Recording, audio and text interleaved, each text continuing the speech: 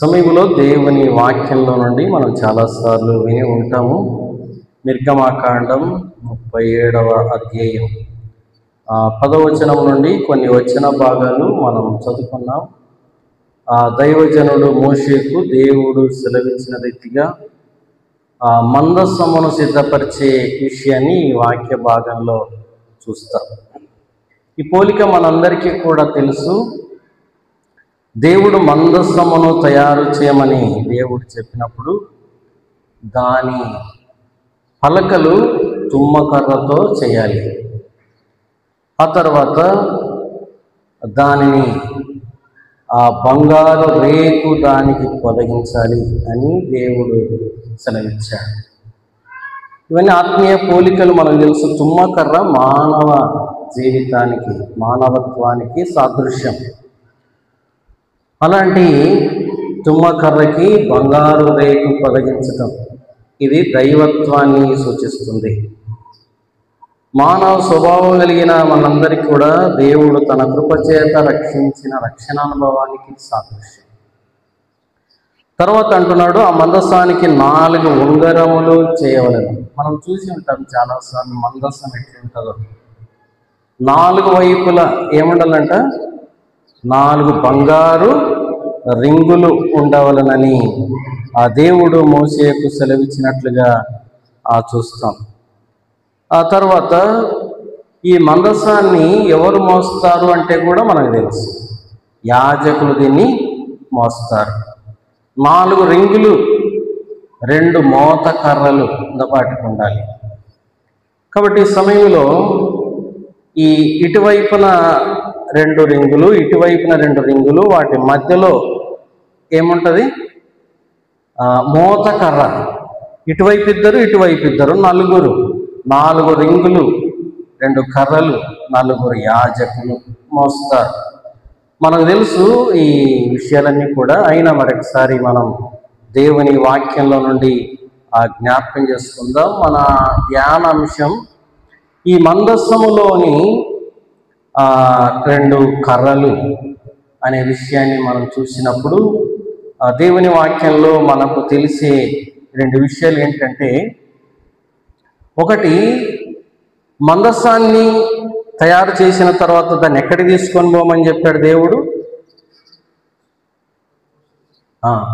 అనగా ఒక రకంగా చెప్పాలి అంటే అరణ్యములో నుండి వాళ్ళు కనాను దేశానికి బయలుదేరి వెళ్ళి అక్కడ మందిరం నిర్మించి అతి పరిశుద్ధ స్థలములో మందసాన్ని ఉంచాలి.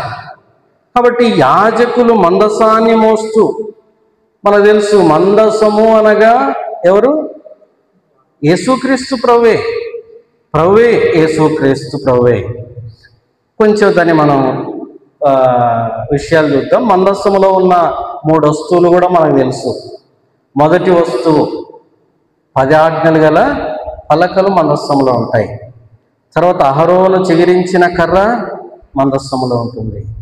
మన్నా పాత్ర మందస్సములో ఉంటుంది. ఒకవేళ మనం ఆలోచన చేసినప్పుడు, మన్నా ఇశ్రాయేలులకు దేవుడు కురిపించినప్పుడు ఉదయం అది వస్తుంది, వాళ్ళు పోగు చేసుకుంటారు. సాయంత్రం లోపల ఏమవుతుంది? అది మరుసటి దినం లోపల ఏమైపోతుంది? కులిపోతుంది, పాడైపోతుంది. మన్నా కూడా యేసుక్రీస్తు ప్రభు వారికి సాదృశ్యం. ఒకవేళ పాడైపోయే మన్నాని మందస్సములో ఉంచితే ఏమవుతుంది? బయట ఉంటే పాడైంది, కానీ మందస్సములో ఉంది. మన్నా పాత్రలో మన్నా ఉంది, దాన్ని మందస్సంలో పెట్టారు. మందస్సంలో ఉంటే చెడిపోదు, బయట ఉంటే చెడిపోతుంది. కాబట్టి ఒక విశ్వాసి లేకపోతే ఒక దైవజనుడు దేవుని సన్నిధిలో ఉంటే లోకం యొక్క చెడు నుండి తప్పించుకునే అవకాశాలు ఉంటాయి. కాబట్టి దైవజనుడు ఎప్పుడు ప్రార్థనలోనూ వాక్యములోనూ తన సమయాన్ని గడిపినప్పుడు లోక సంబంధమైన, శరీర సంబంధమైన అపవిత్రత నుండి తనను తాను కాపాడుకునే అవకాశము ఉంది. చిన్న చిన్న హెచ్చరికలు మనందరికీ మనం తీసుకుందాం. నేను ఒక మాట చెప్పిన వెంటనే ఆన్సర్ రావచ్చు. సేవకులు అంటే పని చేయొచ్చా, వేరే పని చేయొచ్చా, లోక సంబంధమైన పని చేయొచ్చా? మాట్లాడుకుందాం, ఇబ్బంది ఏమీ లేదు, మాట్లాడుకుందాం. ఆటో వేయచ్చా, ఈ విషయాలన్నీ మాట్లాడుకుంటే తప్పేం కాదు, వేయచ్చు, మనకు ఆన్సర్ వస్తుంది. పౌలు డేరాలు కుట్టలేదా? మంచిదే, చేయాల్సిందే.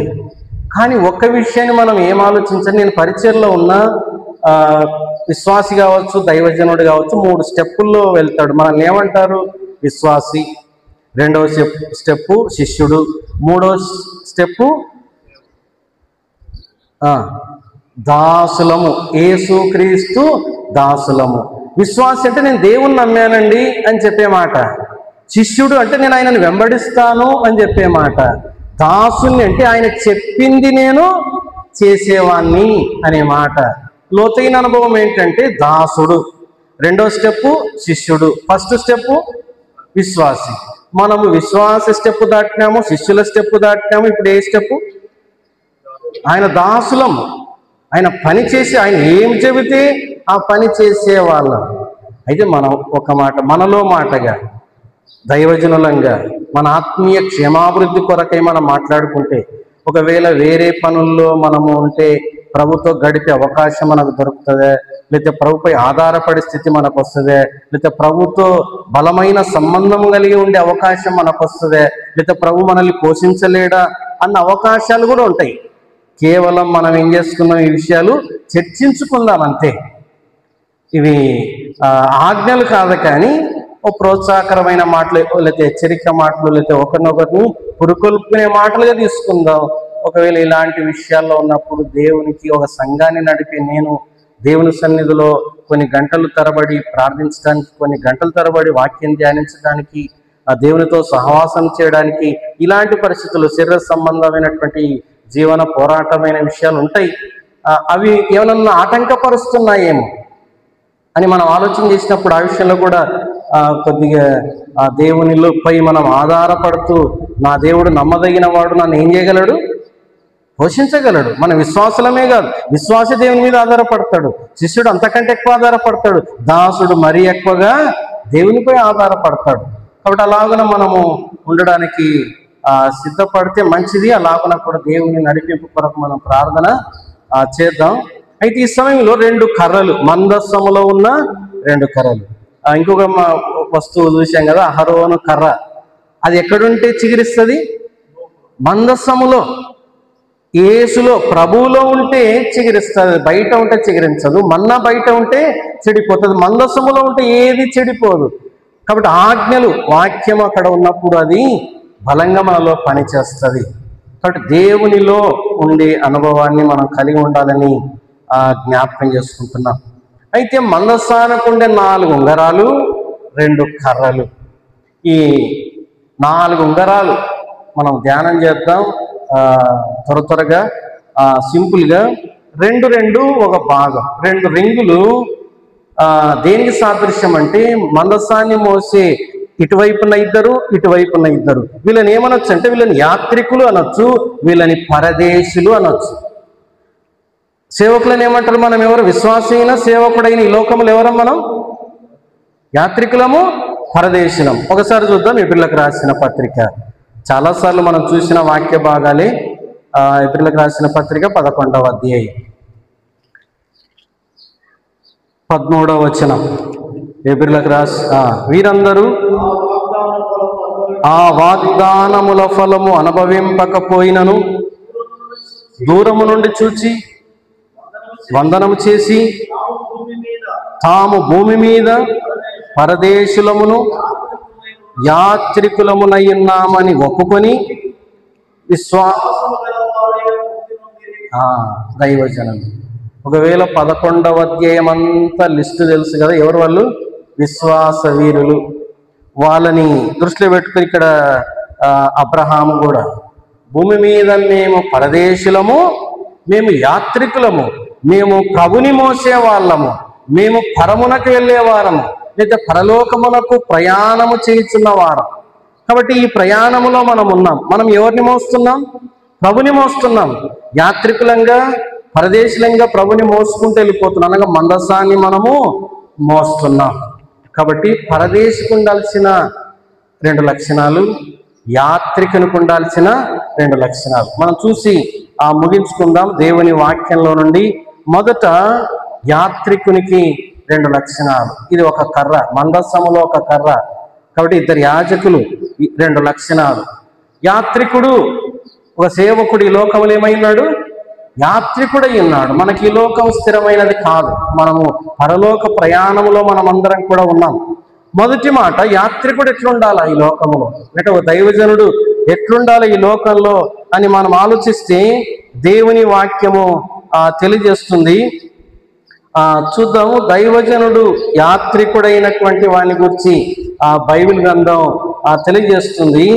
అతడు ఈ లోక ఆశలని, లేకపోతే ఈ లోక సంబంధమైన విషయాలని విడిచిపెట్టి బ్రతుకుతాడు. ఇంకో మాట, తృప్తి కలిగి ఉంటాడు. ఉన్నవాటి చేత ఏం కలిగి ఉంటాడు? తృప్తి కలిగి ఉంటాడు. తృప్తి లేనటువంటి వాళ్ళు ఏం చేస్తారు అంటే మనకు తెలుసు. కొరింథీయులకు రాసిన మొదటి పత్రిక 11వ అధ్యాయం దేవుని వాక్యంలో చూద్దాం. 10వ అధ్యాయం 4వ వచనం. కొరింథీయులకు రాసిన మొదటి పత్రిక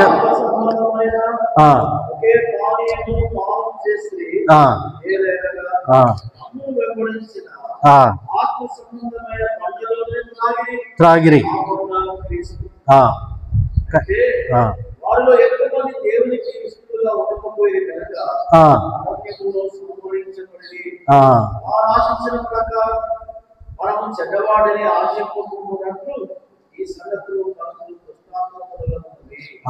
కింద చాలా విషయాలు ఉన్నాయి.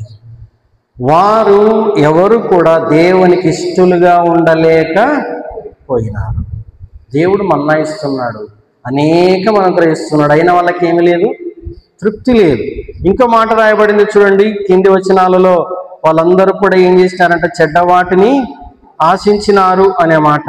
వారందరిలో విగ్రహారాధికులై ఉండి 7వ వచనములో జనులు తినుటకును త్రాగుటకును కూర్చుండి ఆడుటకును లేచిరి అని వ్రాయబడినట్లు కొందరి వలె మీరు విగ్రహారాధికులై ఉండకుడి. మరియు వారి వలె మనం వ్యభిచరింపకయుందము.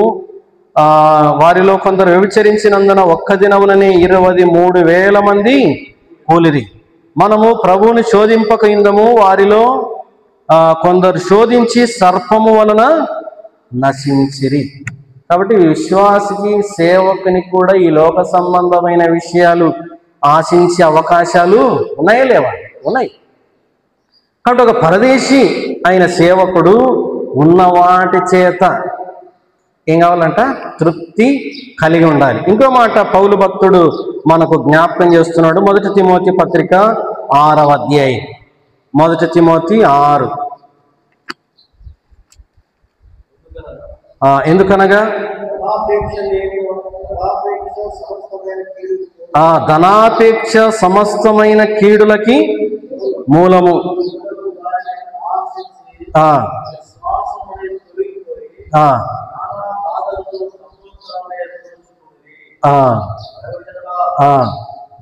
దైవజనుడ నీవైతే వీటిని విసర్జించి నీతిని, భక్తిని, విశ్వాసమును, ప్రేమను, ఓర్పును, సాత్వికమును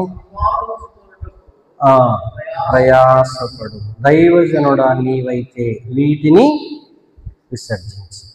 ధనాపేక్ష సమస్తమైన కీడులకి మనకందరికీ తెలుసు. హిమ్ము సేవకులని ఏం చేసింది? ఓ రకంగా తూర్పారబట్టింది, జల్లెడబట్టింది. ఏది? హిమ్ము. డబ్బుల స్కీములు చాలాసార్లు విశ్వాసుల జీవితాల్లోనే కాదు, సేవకుల జీవితాల్లో కూడా చాలా నష్టాన్ని కలగజేస్తాయి అనే విషయాన్ని మనం చూస్తాం. కాబట్టి పరదేశి అయిన సేవకుడు, దైవజనుడు ఉన్నవాటి చేత తృప్తి కలిగి ఉండాలి. లేని వాటికి చేతులు చాచి ప్రయాసపడి ఉపాయాలు పన్ని ఆయా స్కీముల్లో, ఆయా సమస్యల్లో నష్టపోయి పరిచర్యను పాడు చేసుకునే దానికంటే దేవుడు నాకు ఏది ఇవ్వాలనుకుంటున్నాడో, ఏది ఉండాలనుకుంటున్నా దాని చేతనే మనం ఏం కావాలా? తృప్తి కలిగి ఉండాలని మొదటి మాట. పరదేశికి అనగా దైవజనుడైన పరదేశి ఈ లోకంలో ఉన్న వాటి చేత తృప్తి కలిగి ఉండాలి. లేకపోతే వాటి చేత ఏం పొందుతామంట? నష్టం. ధనాపేక్ష సమస్తమైన కీడులకి మూలము అనే విషయాన్ని మనం చూస్తాం చాలాసార్లు. ఏ ఫారిన్ లింక్ దొరుకుతుంది, లేకపోతే ఏ ఫారిన్ డబ్బులు వస్తాయి నాకు, లేకపోతే ఏమేమి ఇంటర్నెట్లో పెట్టుకొని దాని ముందర కూర్చొని సెర్చ్ చేసే దైవజనులు కూడా దండిగా ఉన్నారు. నాకు లింక్ దొరికితే పెద్ద సేవకుని అయిపోవచ్చు అని. కాబట్టి మనం జ్ఞాపకం చేసుకుందాం, దేవుడు మన పరిచర్యను బట్టి ప్రతిఫలం ఇవ్వడు, మన ప్రవర్తనను బట్టి మాత్రమే పరలోకంలో మనకు ప్రతిఫలము ఇస్తాడు. ఈ విషయాన్ని, నా పరిచర్య చాలా పెద్దగా ఉంది కాబట్టి పెద్ద ప్రైజ్ వస్తుంది అనే దానికంటే దేవుడు దేన్ని చూస్తాడు? ఒక దైవజనుని ప్రవర్తన, అతని పరిశుద్ధమైన జీవితం, అతని సమర్పణ జీవితం, అతని త్యాగ జీవితాన్ని దేవుడు చూస్తాడు. కాబట్టి ఈ లోకం యొక్క పాపాన్ని అంటకుండా తను తాను కాపాడుకునే ఒక మంచి దైవజనుని లక్షణం మనకుంటే అది ఎంతో శ్రేష్టం. అది మనకు ప్రతిఫలం, అది మనకు బహుమానకరంగా ఉంది. మనకు తెలుసు అపోస్తులు 12 మంది వాళ్ళు చనిపోయేటప్పుడు వాళ్ళ జోబులో చిల్లి గవ్వ లేకుండా చనిపోయినారు. వాళ్ళు త్యాగం చేసినారు, ఘనకార్యాలు చేసినారు.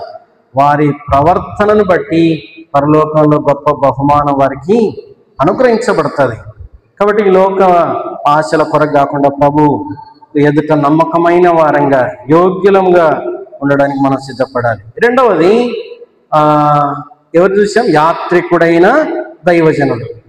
మొదటి లక్షణము ఏం చేయాలంట?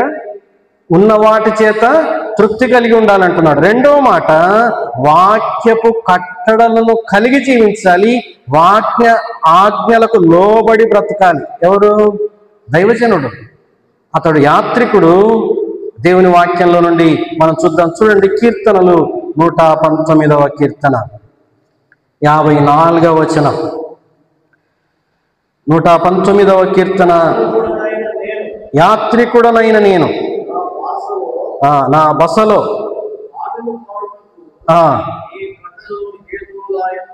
నీ కట్టడలు హేతువులాయను.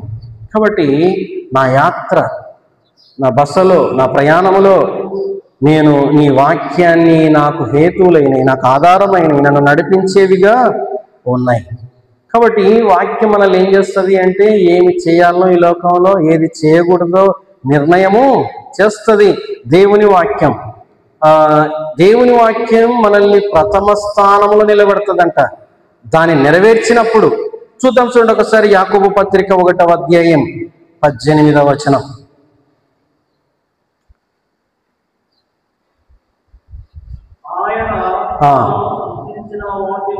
ఆయన తాను సృష్టించిన వాటిలో మనము ప్రథమ ఫలముగా ఉండినట్లు సత్యవాక్యము వలన తన సంకల్ప ప్రకారం కన్నాడు దేవుడు. కాబట్టి ప్రథమ ఫలం అంట మనం దేవునికి. ఈ అనంతమైన సృష్టిలో దేవునికి ప్రథమ ఫలం ఎవరు? మనమే, దైవజనులమే, ఆయన సంఘమే. కాబట్టి అంత ఉన్నతమైన స్థానాన్ని ఇస్తున్నాడు. వాక్యపు కట్టడలను మనము అనుసరించాలా, వాక్యానికి మనము లోబడి ఉండాలా. ద్వితీయోపదేశకాండం 33వ అధ్యాయం 10వ వచనం. 33:10.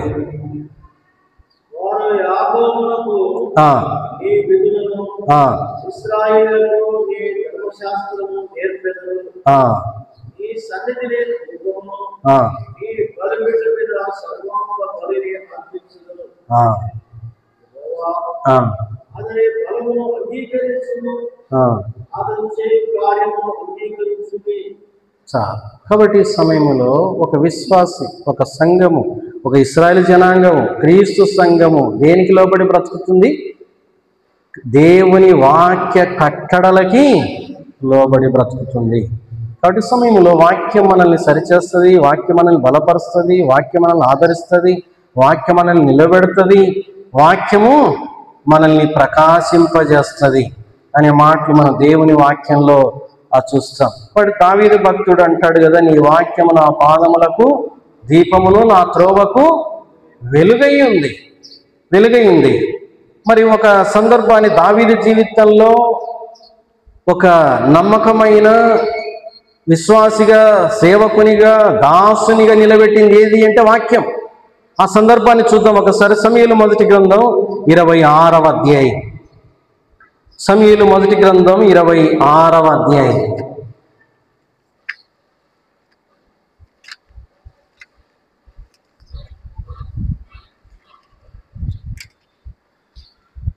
ఆరవ వచనం నుండి చదువుదాం. 7వ వచనం చదువుదాం.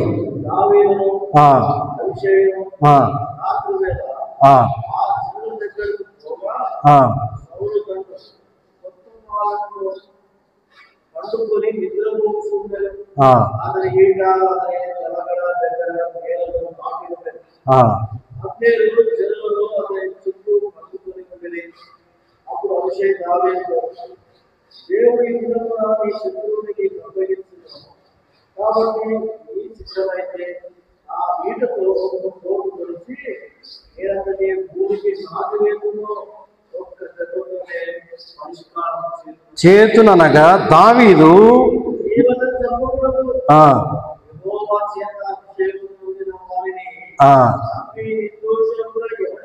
ఎవనికి సాధ్యం? యెహోవా చేత అభిషేకము నొందిన వాణ్ణి చంపి నిర్దోషి అని ఎంచబడుట ఎవనికి సాధ్యం? సౌలు నేను చంపలేను. అతడు యెహోవా చేత ఏం చేయబడినాడంట? అభిషేకించబడినాడు. ఏది ఆపింది దావీదుని? వాక్యం ఆపింది. దేవుని కట్టడ ఏంటి? అభిషేకించిన వాడిని ఎవడు ముట్టకూడదు, ఎవరిని తాకకూడదు. కాబట్టి అలాగూ చేయటం ఎవరికి సాధ్యం కాదు. నిర్దోషి అని నేను ఎంచబడలేను, నేను చంపను. 23 సార్లు హత్యా ప్రయత్నం చేయబడినాడు దావీదు. అయినా సౌలుని ఏం చేస్తున్నాడు? క్షమిస్తున్నాడు. ఈ సమయంలో మనము కూడా జ్ఞాపకం చేసుకోవాలి. ఒక దైవజనులంగా క్షమించే ఆ మనసు మనకి ఉండాలి. అప్పుడు మాత్రమే వాక్యపు కట్టడలని మనమంతా కూడా నెరవేర్చిన వారంగా మనం ఉంటాం. కాబట్టి అనేకమైనటువంటి ఉద్రేకాలని, కోపాన్ని, లేకపోతే అసూయలని, పగలని అన్నిటినీ కూడా ఆపగలిగేది మన జీవితాలలో వాక్యం.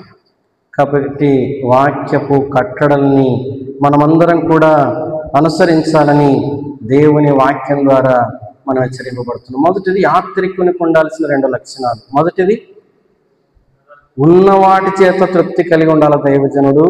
రెండవది, వాక్యపు కట్టడలకి లోబడి జీవించాలి అని మనం 2వ మాట నేర్చుకున్నాం. మూడవది, 2వ పాయింట్లో సేవకుని, దైవజనుని ఏమన్నాం? పరదేశి అన్నాం. మొదటిది ఎవరు? మొదటిది యాత్రికుడు, రెండవది పరదేశి. మందసంలోని 2వ కర్ర మనం చూడండి.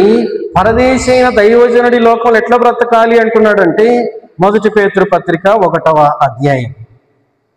1 పేతురు పత్రిక 1వ అధ్యాయం 17వ వచనాన్ని చూద్దాం. పక్షపాతం లేకుండా క్రియలను బట్టి ప్రతి వానిని తీర్పు తీర్చువాడు తండ్రి అని.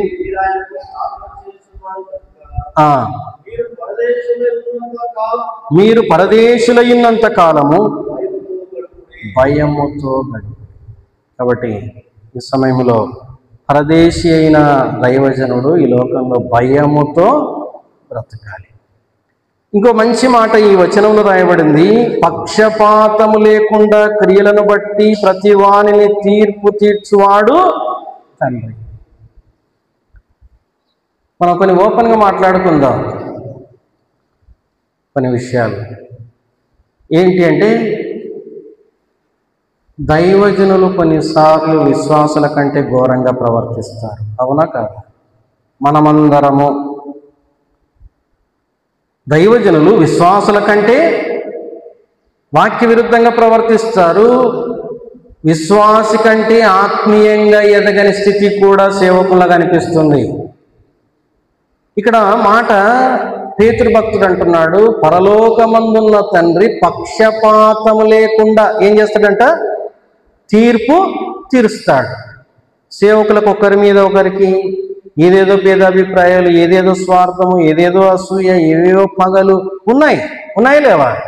ఉన్నాయి. మనం ఓపెన్గా మాట్లాడుకోవాలా, సత్యం మాట్లాడుకోవాలా, హృదయం ఇప్పి మాట్లాడుకోవాలా, సరి చేసుకోవాలా. మనమందరం కూడా దైవజనులం. కానీ వాక్యం చెబుతుంది మనం ఈ లోకంలో ఎలాగైనా బ్రతకొచ్చు, ఎలాగైనా సేవ చేయొచ్చు. కానీ ఒక విషయాన్ని ఒక దైవజనుడు ఒక మాట అంటున్నాడు, ప్రతి విశ్వాసి, ప్రతి దైవజనుడు అనుదినము అనుక్షణము క్రీస్తు న్యాయపీఠాన్ని జ్ఞాపకములో ఉంచుకొని బ్రతకాల. అది మంచిది, అది క్షేమం. నేను ఆయన ఎదుట నిలబడినప్పుడు ఆయన పక్షపాతము లేకుండా నన్ను తీర్పు తీరుస్తాడు మన క్రియలను బట్టి. కాబట్టి సాటి దైవజనుని పట్ల, సాటి విశ్వాసి పట్ల నేను ఎట్లా ప్రవర్తిస్తున్నాను? చాలాసార్లు గ్రూపిజం ఉంటుంది, క్యాస్టిజం ఉంటుంది, బంధుప్రీతి ఉంటుంది, ఏమేమో ఉంటాయి. ఆయన కూర్చునే సింహాసనం సంఘానికి కావచ్చు, దైవజనులకు కావచ్చు, తీర్పు తీర్చే సింహాసనం పేరు మనకు తెలుసు కదా. ఏం సింహాసనం? న్యాయ సింహాసనం. కొరింథీయులకు రాసిన 2వ పత్రిక 5వ అధ్యాయంలో మనమందరమును క్రీస్తు న్యాయపీఠం ఎదుట ప్రత్యక్షము కావాలి. కాబట్టి దేవా, నేను ఖచ్చితంగా నీ ఎదుట నిలబడాలి. నువ్వు పక్షపాతము లేని దేవుడవు. నా హృదయంలో చాలా పక్షపాతాలు ఉన్నాయి, చాలా భేదాభిప్రాయాలు ఉన్నాయి, చాలా ఆలోచనలు ఉన్నాయి. ఓ రకంగా చెప్పాలి అంటే ఏదైనా ఆలోచనలు, ఏమైనా అసూయలు, లేకపోతే పక్షపాతాలు ఇంకేమైనా ఉండొచ్చు. ఇలాగ ఉండి సేవ చేస్తున్నామంటే, ఇలాగ ఉండి కొనసాగుతున్నామంటే ఒక ఫూలిష్నెస్సే, అవునా కాదా? ఒక అవివేకం, ఒక అజ్ఞానే. ఎందుకంటే నా దేవుడు పక్షపాతం లేకుండా నాకు తీర్పు తీరుస్తాడని ఎరిగి కూడా నేను నా హృదయంలో ఏమేమో ఆలోచనలు కలిగి ఉంటే అది నేను నష్టపోవడానికి, నా క్రియలను బట్టి నేను అక్కడ మెప్పు కాదు, నాకు అవమానమే మిగులుతుంది. కాబట్టి మీరు లోకములో పరదేశిగా ఉన్నంతకాలం భయముతో మీ జీవితాన్ని మీరు కాపాడుకోనండి, బ్రతకండి, అలాంటి క్రియలు చెయ్యండి అని పేతురు భక్తుడు మనకు జ్ఞాపకం చేస్తూ ఉన్నాడు. కాబట్టి ఈ సమయంలో దైవజనులంగా ఏముండొచ్చు? కొద్దిగా అనుభవాలు ఎక్కువ ఉండొచ్చు, కొద్దిగా జ్ఞానం ఎక్కువ ఉండొచ్చు, కొద్దిగా ఏమేమో ఉండొచ్చు. అయినప్పటికీ మనమందరము దేవుని దృష్టిలో సమానమే, దేవుని చేత పిలువబడిన వారు, దేవుని సేవకులు. ఇలాంటి ఒక మంచి హృదయము అది దేవునికి మహిమకరం, మనకందరికీ ఆశీర్వాదకరం. చాలాసార్లు మనం వింటాం, ఎందుకు దైవజనుడైన దావీదును అంత గొప్పగా వాడుకున్నాడు అంటే మనకు తెలుసు కదా. ఒక్క వచనం చూద్దాం. అపోస్తల కార్యం 13వ అధ్యాయం. మనం చాలాసార్లు చూసిన వాక్య భాగాలే నేను జ్ఞాపకం చేస్తున్నా. 13వ అధ్యాయం 22వ వచనం. అపోస్తల కార్యములు 13వ అధ్యాయం 22వ వచనం.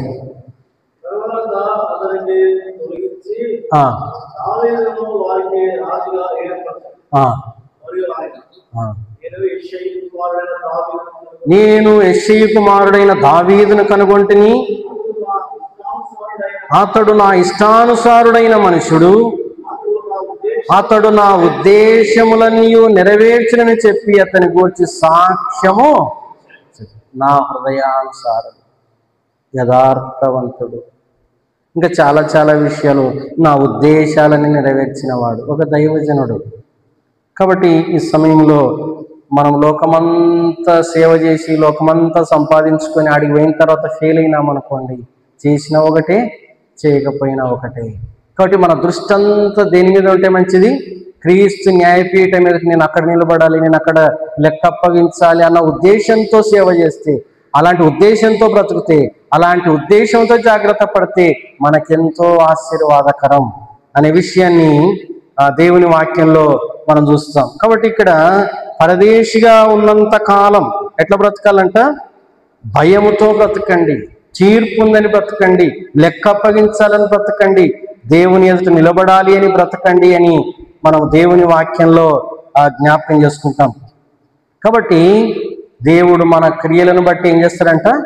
తీర్పు తీరుస్తాడు. మన ప్రవర్తనను బట్టి ఆ తీర్పు తీరుస్తాడని దేవుని వాక్యంలో మనం చూస్తాం.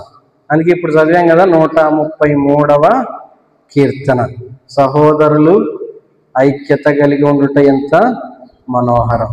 అటు విషయాన్ని మనము జ్ఞాపకం ఉంచుకోవాలి. ఇంగ్లీష్లో కొన్ని మంచి పదాలు ఉంటే ఇంగ్లీష్ వచ్చిన వాళ్ళు చెప్తారేమో. జెంటిల్మన్ అంటారు, అంటే ఏమని చెప్పచ్చు? మంచి వివేకం గలవాడు, లేకపోతే మంచి జ్ఞానవంతుడు, ఉపాయశాలి సేవకుడు అట్లుంటే మంచిది. నేను ఆయన ఎదుట నిలబడాలి కాబట్టి లోకంలో ఎలాగో బ్రతకాలి, ఆయనకు అనుకూలంగా, ఆయనకు మహిమ తెచ్చే విధంగా, ఆయన ఎదుట బహుమానం పొందుకునే రీతిగా నేను బ్రతికితే మంచిది. ఏదో నేను చేసినాను, ఏదో ఈ లోకంలో నేను నిరూపించుకోవాలన్న దానికంటే నేను ఆయన ఎదుట మెప్పు పొందడానికి బ్రతికితే మంచిది అన్న ఉద్దేశం మనకెంతో దీవెన, ఆశీర్వాదం. కాబట్టి దేవుడు మన జీవితాలు ఎన్నో కార్యాలు జరిగిస్తుండగా, ఎన్నో అవకాశాలు ఇస్తుండగా, ఒక రకంగా చెప్పాలంటే ఏ యోగ్యత, ఏ అర్హత మనకి లేకపోయినా తన పరిశుద్ధమైన పిలుపుని, తన సేవా పిలుపుని మనకు అనుగ్రహించాడు. కాబట్టి ఒక యథార్థమైనటువంటి హృదయంతో మనం పరిచర్య చేసినప్పుడు మనము ప్రభు ఎదుట మెప్పు పొందుతాం. కాబట్టి పేతురు భక్తుడు, అపోస్తలుడు, దైవజనుడు అంటున్నాడు, మీరు పరదేశిగా ఉన్నంతకాలం భయంతో బ్రతకండి, నమ్మకంగా బ్రతకండి, యథార్థంగా బ్రతకండి. ఎందుకంటే మనకు తీర్పు తీర్చే ప్రభు ఉన్నాడు, ఆయన పక్షపాతం లేకుండా తీర్పు తీరుస్తాడు. కాబట్టి ఒకవేళ దేశంలో పేరుగాంచిన దైవజనుడు ఉండొచ్చు, దేశంలోనే పేరుగాంచిన వందల సంఘాలు ఉండొచ్చు, అయినా అతని ప్రవర్తన సరిగా లేకపోతే, అతడు సరిగా ప్రవర్తించకపోతే అతడు అక్కడ ఏం పొందుతాడు? అవమానమే పొందవచ్చు. కాబట్టి మనము పరిచర్య లేతే నేను విస్తరించాలా, నేను గొప్పనైపోవాలా అనే క్రమములో చివరికి అక్కడ ఏమవుతాం? నష్టపోతాం. చిన్న పరిచర్య అయినా చాలు, నేను నమ్మకస్తునిగా, యథార్థవంతునిగా, నీ యందు విధేయత కలిగిన వానిగా, అనేకులను ప్రేమించే దైవజనునిగా ఉంటే నాకు పరలోకంలో గొప్ప బహుమానం అనే విషయాన్ని మనం చూస్తాం. మంచిది. మొదటి విషయం, మనము ఎవరమంట? యాత్రికులం. యాత్రికుని 2 లక్షణాలు. మొదటిది, ఉన్న వాటి చేత తృప్తి కలిగి ఉందాం. రెండవది, వాక్యపు కట్టలను ఎరిగి ఉందాం. అది 2. పరదేశి మొదటి మాట, ఈ భూమి మీద నీ పరిచర్యలను భయముతోనూ వణుకుతోనూ నీ ప్రవర్తనని కాపాడుకో అంటున్నాడు. చివరి మాట చూసుకొని ముగించుకుందాం. పరదేశికి ఉండాల్సిన 2వ లక్షణం. మొదటి పేతురు పత్రిక 2వ అధ్యాయం 11వ వచనం.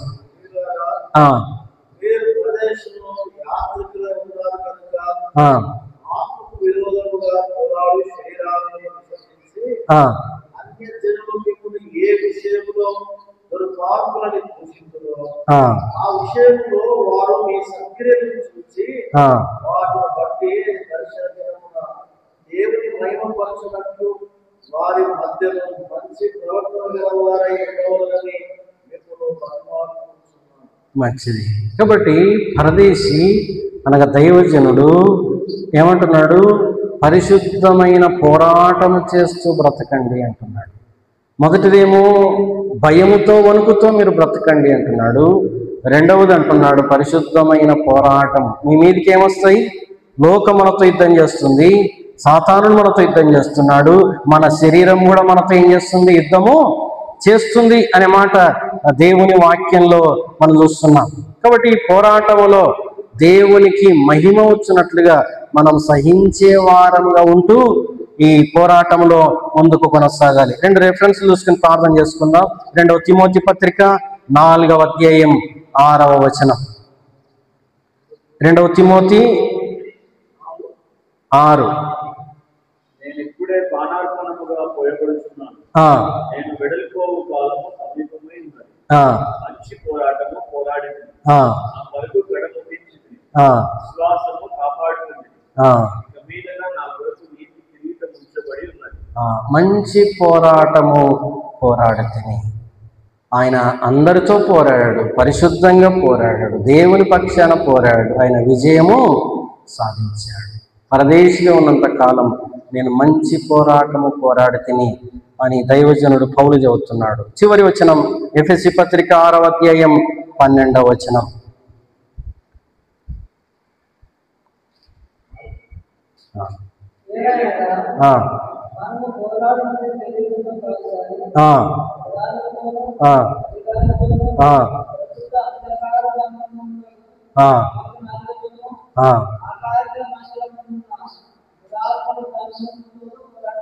పోరాడచ్చు.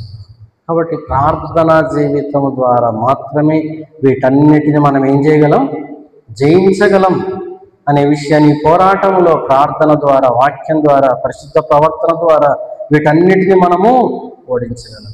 కాబట్టి ఈ ఉదయకాల సమయంలో దైవజనుడు ఏమై ఉన్నాడు ఈ లోకంలో? మొదటి మాట పరదేశిగా ఉన్నాడు, యాత్రికుడై ఉన్నాడు. అంటే 4 విషయాలు వరుసగా మనం చూసుకుంటే, ఒక దైవజనుడు ఉన్నవాటి చేత తృప్తి కలిగి ఉండాలి, వాక్యపు కట్టడు నెరవేర్చాలి.